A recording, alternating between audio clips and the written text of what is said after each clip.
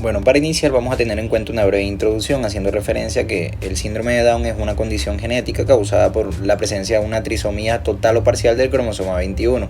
Esta anomalía lo que hace es que provoca una sobreexpresión de genes que afecta la homeostasis biológica, lo que esto da lugar a manifestaciones fenotípicas que son características de este síndrome.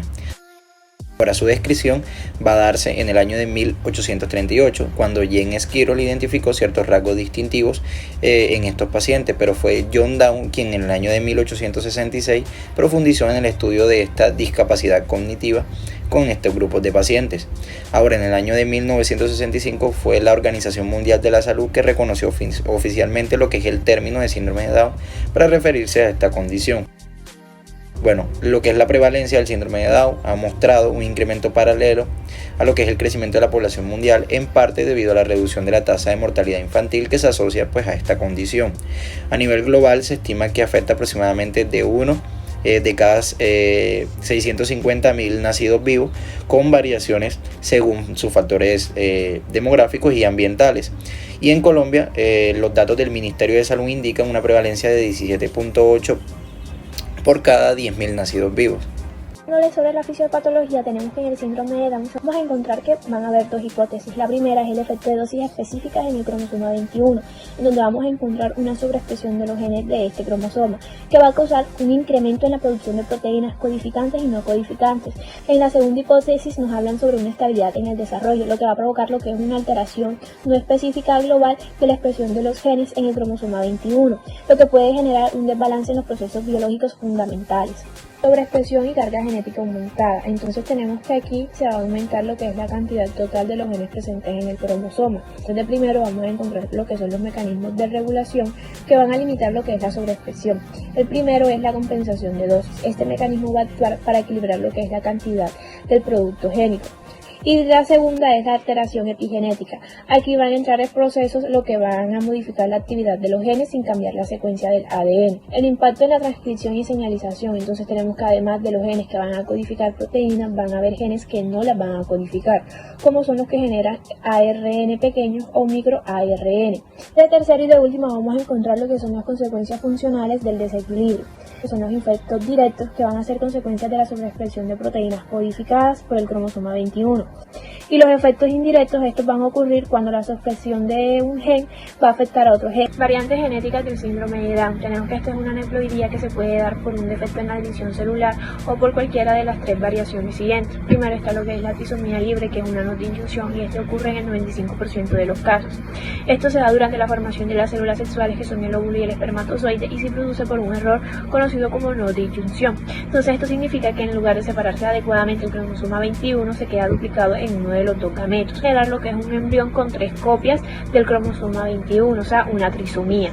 De segundo tenemos lo que es la translocación robertosiana, y esto ocurre en al menos el 5% de los casos. Entonces tenemos que una translocación va a ocurrir cuando un segmento, ya sea total o parcial, del cromosoma 21 se va a adherir a otro cromosoma, que en este caso es el cromosoma 14.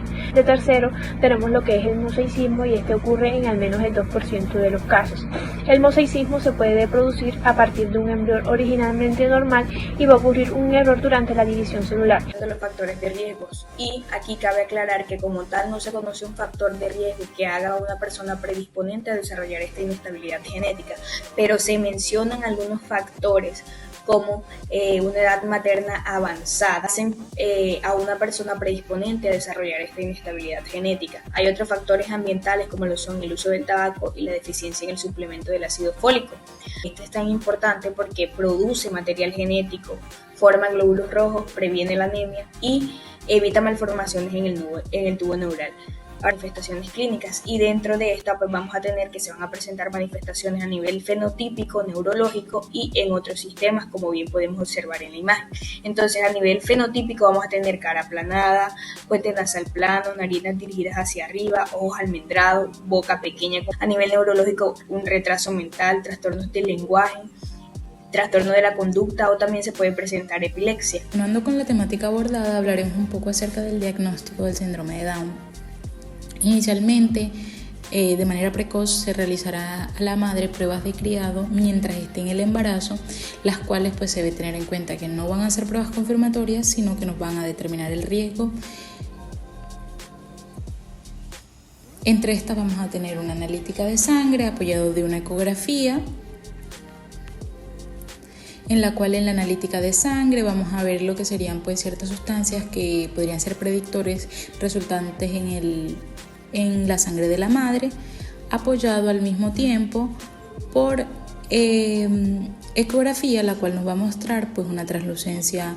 Hay ciertos hallazgos característicos de esta enfermedad, tales como translucencia nucal mayor a 3 milímetros, un alargamiento de la longitud del fémur y del hueso nasal, está teniendo una sensibilidad del 85%.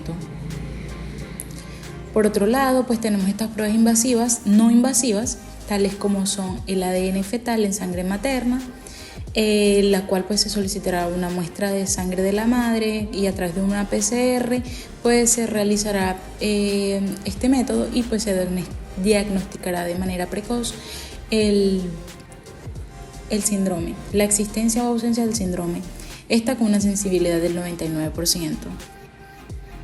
Por otra parte tenemos pruebas invasivas que van a generar pues un cierto riesgo. Entre ellas tenemos la muestra de vellosidades coriónicas, en la cual pues se extrae un tejido parte del tejido que previamente pues será analizado en la amniocentesis, donde extraemos parte del líquido amniótico que posteriormente va a ser analizado y pues según sus características se determinará la ausencia o presencia de este síndrome, lo cual pues a diferencia de las pruebas no invasivas nos determina un riesgo de aborto. Sin embargo pues confirmaría la ausencia o presencia de la enfermedad.